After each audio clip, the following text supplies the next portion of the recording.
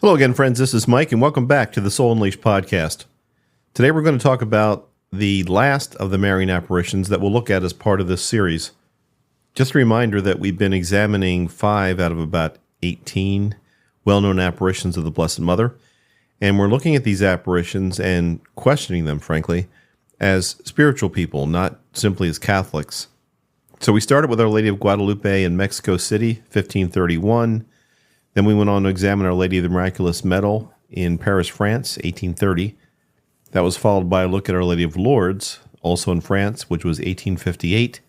And then last week we looked at Our Lady of Fatima in Portugal in 1917. I did a podcast about each of those if you're interested. Today's apparition might be described as the first digital age apparition, if you will. Unlike the first 4, however, these apparitions at Medjugorje are not approved by the Catholic Church. However, Medjugorje is one of the more interesting and certainly the longest running apparition of any that we'll discuss. Pretty interesting stuff. Stand by.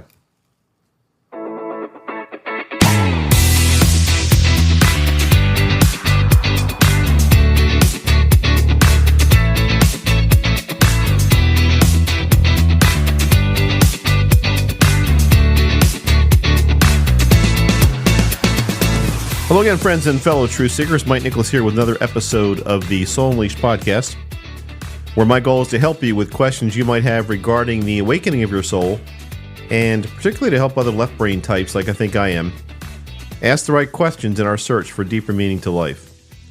Ultimately, I want to help you unleash your soul from limiting beliefs and smothering paradigms. So let's talk about today's apparitions. These all took place in a place called Medjugorje, which is, well, now it's in Bosnia-Herzegovina, but when the apparition started in 1981, it was in Yugoslavia. And at the very outset, I want to compare this to the previous apparitions we looked at. So when I started with Our Lady of Guadalupe, and right now I want to talk about the number of apparitions because Medjugorje is unusual in this sense. Our Lady of Guadalupe, 1531, there were 5 apparitions to Juan Diego. Our Lady of the Miraculous Medal, 1830, there were 3 apparitions to Catherine Labouré. Our Lady of Lourdes, there were 18 apparitions to Bernadette Subaru. Our Lady of Fatima, there were 6 apparitions to 3 children. And then Our Lady of Medjugorje, as she's called, or Our Lady of Peace, started in 1981 and it's still ongoing. And the interesting thing is there have been thousands, maybe tens of thousands of apparitions. No one really knows the exact number. And that's because there's 6 children involved in this, or 6 adults. And the apparition started out being similar to some of the other apparitions where they were at the same place, at the same time. It's called Apparitions Hill outside of Medjugorje. But it eventually went other places. The Blessed Mother started appearing to the visionaries in their homes, in their churches, and they went into this ecstatic state and saw her. And so the apparitions expanded beyond Apparition Hill. So who are the visionaries? They're all still alive.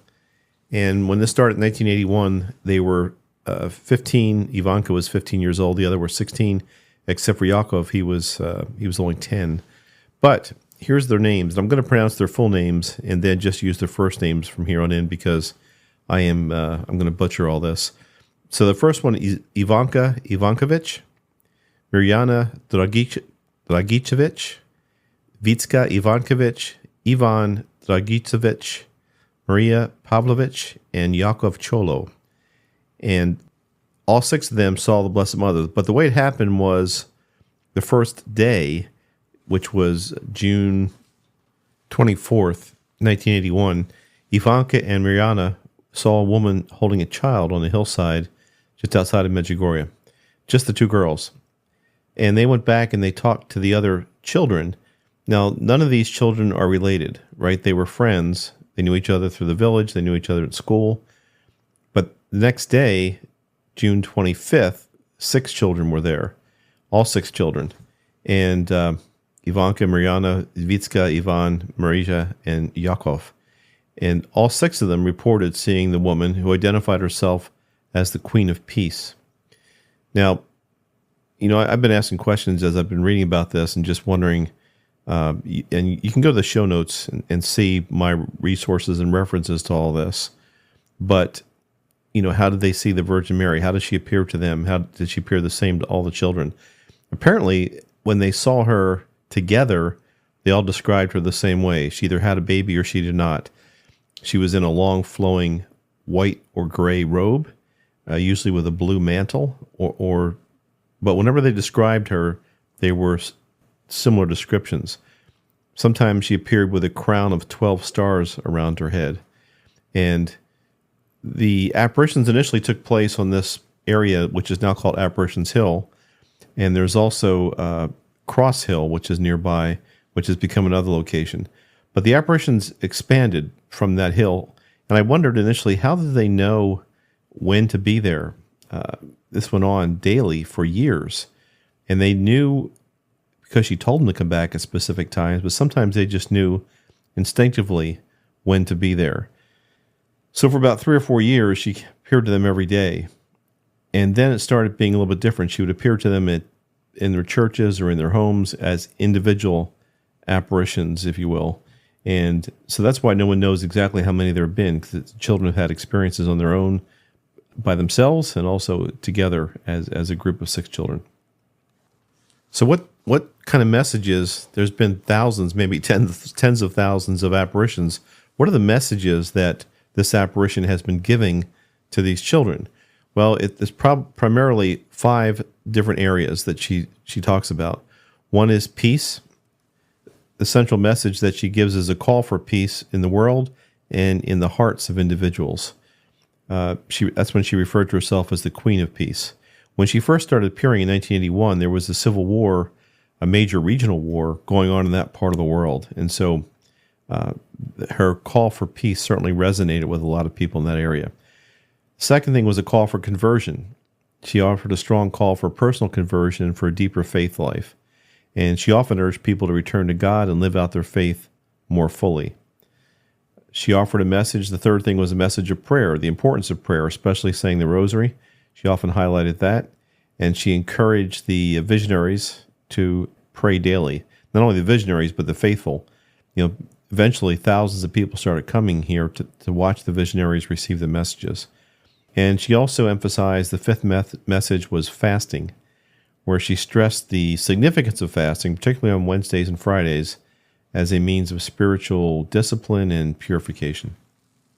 So what the heck happened, right? Similar to other apparitions like Fatima and Lourdes, the children were initially met with skepticism and outright hostility from local authorities. But the apparitions eventually drew large crowds and became a focal point for pilgrimage and prayer. And Medjugorje quickly became an international pilgrimage site, attracting millions of visitors annually from around the world.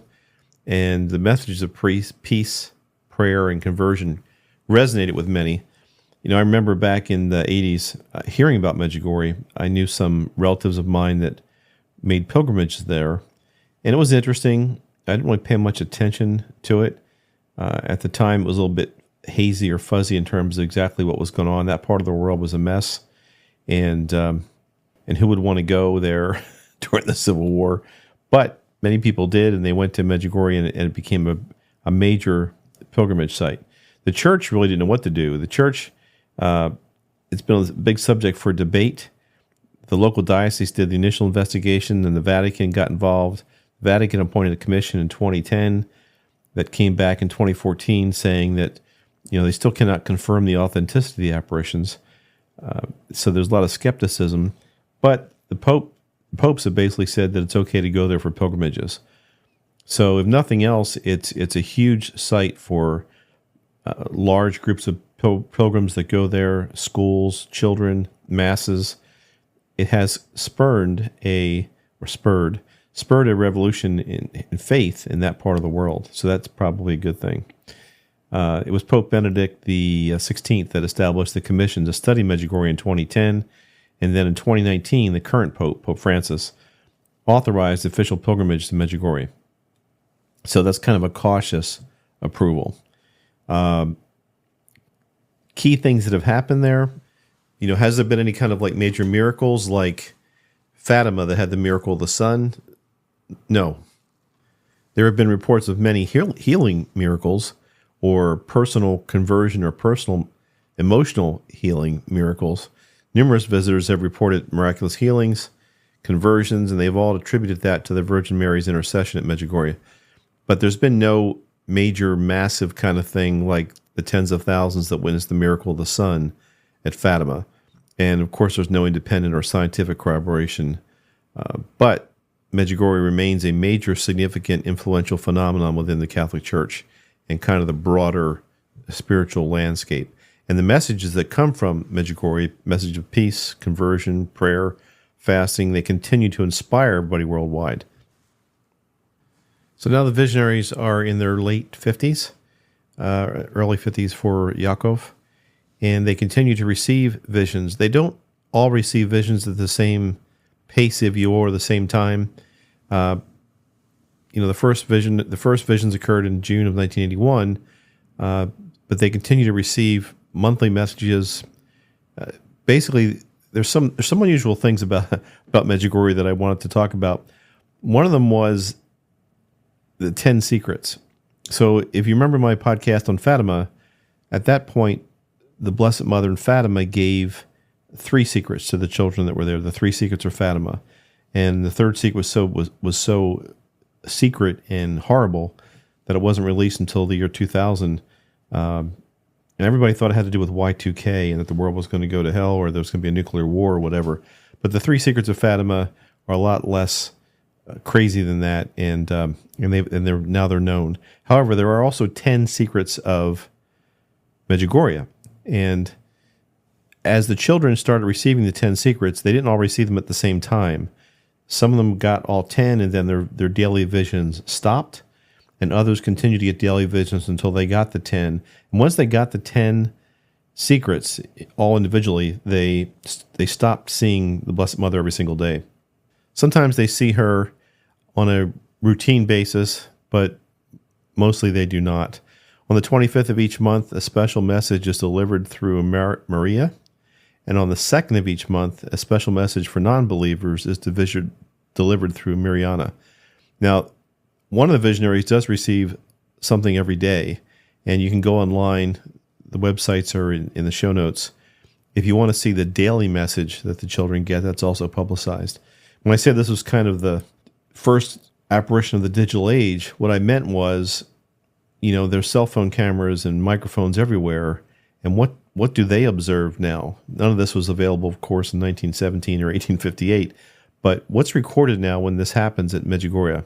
And basically, the children can be, now they're adults, the adults can be observed going into an ecstatic state and looking like they're, looking up or talking to something, but of course, nothing's being recorded. In terms of the healings, there's no bureau, like Lourdes has a bureau that's established to investigate miracles. And I think I mentioned that they've investigated over 700 cases and maybe 70 miracles have been approved as official miracles. There's no approved official miracles from Medjugorje, even though it's been going on for now 43 years this June. But pilgrims have reported various phenomena such as the sun spinning, the sun shooting out rays of different colors, rosaries turning gold, miraculous healings. All of these signs have been individual reports, but no mass thing, mass event like Fatima. There has been promised by the visionaries that there will be a permanent, indestructible sign will be left on Apparition Hill to prove the apparition to non-believers. So when that's going to happen, no one knows. And with regard to the 10 secrets, this is also kind of interesting. Apparently, they were delivered on a piece of parchment paper. Now, this is another kind of unusual thing, but the parchment is apparently a unique supernatural object that was given by the Virgin Mary to Mariana. Now, Mariana has this piece of parchment. First of all, I don't know how you get a piece of parchment from a vision. Did the Virgin Mary hand it to her? Did she show up and then just disappear and the parchment was laying there? I don't know. But this parchment is apparently not made out of any material found on Earth. As far as I know, it has not been subjected to scientific testing. That was my first question. Who's tested it? But apparently they've had some people look at it and it's not made from cloth, it's not made from fiber, it's not made from anything that can be identified as earth-like, and so that certainly lends to it a certain supernatural nature. And also, Mirjana, when the war hit Serbia, she left it behind in her apartment, and her apartment was bombed, and she somehow left the parchment there, which I also find a little bit hard to understand if it's that important. But anyway, she left it in her apartment, and a United Nations soldier, a UN soldier, found it and did not know anything about her or whatever, but he was apparently led to return it to her. I don't know what the full story on that is. I'd like to know. I'm trying to research that for maybe another podcast because it sounds like a movie, but apparently there's no record, at least not in the references I've checked, the name of the soldier or what the story that is. But anyway, Mirjana has it back. She has the parchment. It's got the 10 secrets on it. And this supernatural parchment is in her possession someplace. And here's what's also kind of interesting about this. Maybe there is a movie about this. Apparently, you can look at the parchment and you can see things like words or writing or drawing or whatever, but that's not the secrets. The only person that can look at it and see the 10 secrets is Mirjana. And the way that this is supposed to work is 10 days before one of the secrets is supposed to happen, good or bad, I don't know what they mean, what they're going to be, but 10 days before this secret is supposed to happen, Mirjana is supposed to notify a priest, and that priest is currently one of the priests in Medjugorje, and he's supposed to be able to look at the parchment and read that one particular secret. And then he's supposed to pray about it for 7 days, and then 3 days before whatever it is supposed to happen, it will be announced to the world. So, color me a skeptic, I guess, about this one. Why the whole elaborate process? I don't know, but that's the way it's supposed to work. So a supernatural parchment with stuff that only she can read. That 10 days before it goes to the priest, and they announce it 3 days before it's supposed to happen. I can't imagine, it's anything terrible like, New York's going to blow up or something that they won't tell somebody before 3 days is supposed to happen. But that's the way it's supposed to work. And, since this is one of the first, as I mentioned, digital age type apparitions, there's a lot of scrutiny that has gone on and that these visionaries have undergone. You can't do anything nowadays without people wondering about why you're doing it or where you're doing it or whatever. The earlier apparitions, 1917, 1858, Catherine Labouré, Burnett Subaru, they became nuns and lived their life out in convents, and no one saw them again, basically. But these visionaries are alive and well, very much involved in the tourism and pilgrimage industry. And so there's some, I don't know the story about this, so all I'm going to say is that there are some allegations of misconduct, that